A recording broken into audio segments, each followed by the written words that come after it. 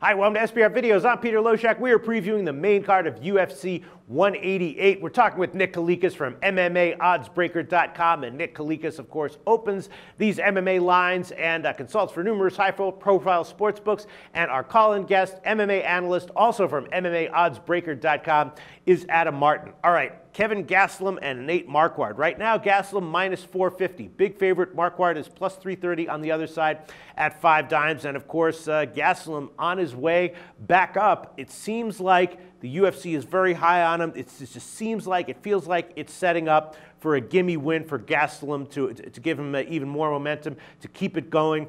I don't know. Is there any way Marquardt wins this? Is Gastelum maybe a good bet even at minus 450? Adam Martin, what do you think?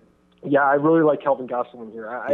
I do think it's a pretty easy fight for him, honestly. I believe it's a setup fight from the UFC. Yeah.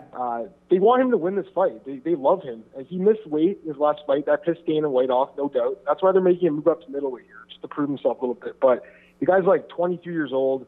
You know, other than that last fight against Tyron Woodley, which was a very close fight. You know, he lost by split decision, but it was a close fight. And don't forget, you know, the guy was literally in the hospital the day before, you know, for dehydration. I don't even know why he was allowed to fight, and still they made it very close against Woodley, who's a top guy at 170. So going back up to 185, where he had success before, he moved down to 170. Don't forget, he beat Uriah Hall to win the Ultimate Fighter at 185. He also fought on the show at 185, and he looked great. He beat a guy like Josh Salmon. That guy's doing great things right now. So he beat him on the show.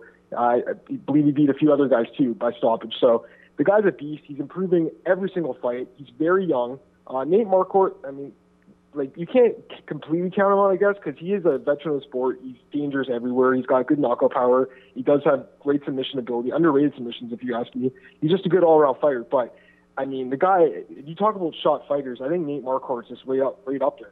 Yeah. I really do. I think his chin is gone now, I believe. I think his wrestling ability is not as good as it used to be. He had that one performance last year against James Tuna. It was about a year ago now, where he submitted him, and everyone thought, wow, you know, he's back 185. It's better weight class. And then he goes out there against Brad Tavares, who I don't even think's that good, and he goes out there and loses a clear-cut decision. He loses every round of the fight and just looks awful doing so. Just looks slow, looked old. You know, he's getting way up there in age. Now Nate Marquardt's 36 years old. He's been around for a long time. He has about, you know, he has over 50 fights, actually. So this is a guy that I think is a good fade. So I like Kelvin Gastelum here. I think he gets the job done. I'm just not sure if he does it by knockout or decision. I can really see it going either way. Nate Marquardt, his chin has shown a little bit more durability at 185, so you have to give him a little bit of credit there. You know, a lot of guys drop weight, and their chins kind of go when they drop weight. So he is showing a better chin at 185. But Kelvin hits really hard. He's improving his striking.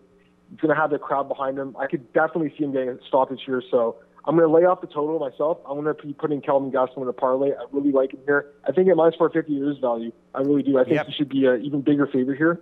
And you compare him to Cain Velasquez in the heavyweight fight, I would much rather put Kelvin Gastelum in my parlay. So I like Kelvin here a lot. I'm really high on this kid. And I think he, honestly, after he beats Marquardt, goes back to 170, he's going to be a top contender there too. So I think he gets the job done for sure. Absolutely. You know, Nick Kalikas, usually with fights like these, with lines in this range, you're a dog or pass kind of guy. And I agree with you, except when it's one of these kinds of fights where it like feels where everything points to it. It's just a setup fight where they want to get a guy a win. And considering it's that kind of fight, Gastelum minus 450 seems like a relatively low line. I mean, I would assume that all the public action is going to come in on Gastelum, right? Well, you would think. And you know what? I opened it around 405, I believe. So, I mean, it's been getting bet up a little bit more parlay action coming in that way as well. But it's tricky because if you look back at the history, when I was setting this line, it wasn't an easy one to set because obviously no brainer. I agree with you guys completely. It is a setup fight. The UFC does this. I mean, let's not mistake. They set up certain fighters. There's no upside for the UFC right now from Marquardt to make a middleweight run or a welterweight run, either division. I know they've been bouncing back and forth, and Marquardt settling back at 185. But for Gastelum, there is an upside. I mean, he is marketable. The UFC does like him. I mean, he's an Ultimate Fighter winner. He's had some really good performances. He's young. He's going to keep on improving. So they are feeding Marquardt to the wolves here, no doubt about it. So I completely agree. It was a no-brainer as far as I have to set the line a little bit high. But how high was the tricky part? Because if you look, I mean, Marquardt's always gotten respect from the bettors. I mean, every line that I've set on Marquardt in the UFC has been relatively competitive, even his fight against Anderson Silva. So, I mean, dating back a few years, of course. So that being said, this is one of the highest lines against Marquardt in the history, of Nate Marquardt fights. It could be arguably, I have to go back and check to confirm, but I think it is the highest line I've ever set against Marquardt. So you have to factor in, against good quality competition, Marquardt does get the respect because he does have the skill set. The guy can strike okay offensively. He does have some talent on the feet. He has some wrestling. He's got a good submission game. I question at this point of his career, of course, his chin, like Adam mentioned, he's beginning to clip more so down a weight class, but still, that is a concern, no doubt about that. And in his last fight, he hasn't looked that good. So I'm not sure how much time that he does have left. So I agree with you guys. It's not a dog or pass situation. It's actually a favored or pass situation here. Yeah. So mix in some parlays. Even at this point, like I said, some straight bettors that aren't afraid to lay that kind of juice, there could be some value on Gastelum as well. But I guarantee you, Marquardt will get bet, and we will see some straight action coming back there as well. Get bet by the public or by sharps? I think more so public. Some guys that aren't, heavy bankrolls that aren't necessarily that sharp will probably come in and take a stab at him as well because of the experience factor, because who he's been in there with, and then, of course, the skill set. So, and Gastelum has had his moments, he's had his times, even against Uriah Hall, where he's looked human. He didn't completely dominate that fight, and that was at 185 as well.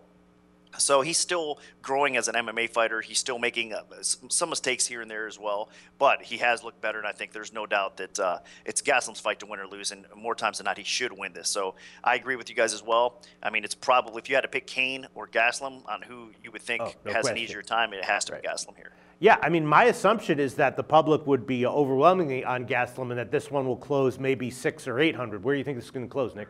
It could. This could be one of those fights that we see just get skyrocketed. A lot of times I open a fight 400 or 500, we see him close 600, 700, 800 a lot of times. So it could be one of those fights. I wouldn't be that shocked. But again, it was kind of tricky, easier said than done. When I look back at some of the history of fights, and Marquardt does get that kind of respect. So we'll see. It could stay. I'm surprised, honestly, if it was going to go that way, you would think that it'd already be 5-1. So even if it's been a 50-cent move or so, that's not really that bad considering, the kind of action we're expecting. So, and they obviously, the sports books know my lean as well, and they know most people's lean, so they're going to move faster. It's not like they're going to sit there and get hammered on the line at -400, -450. If they start getting a little bit of action in there, maybe not as much as they normally do before they move, they're going to move this line pretty fast. Okay, I think we're all in agreement. Gastelum at -450 is maybe the side with value. Certainly much better value than the Cain Velasquez number. Thanks so much, guys.